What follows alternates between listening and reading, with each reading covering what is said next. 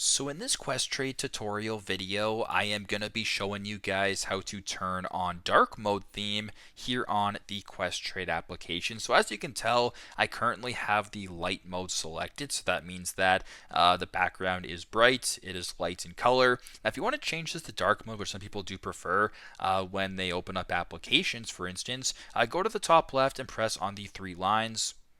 Once you're on this screen, I want you to go to where it says Settings, right beside New Account and Support, press on Settings.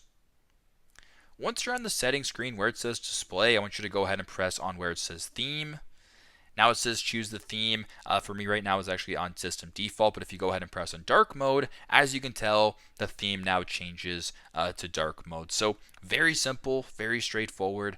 This is how to turn on the Dark Mode theme here on the Questrade application. Thanks again for watching, and I hope this video helps.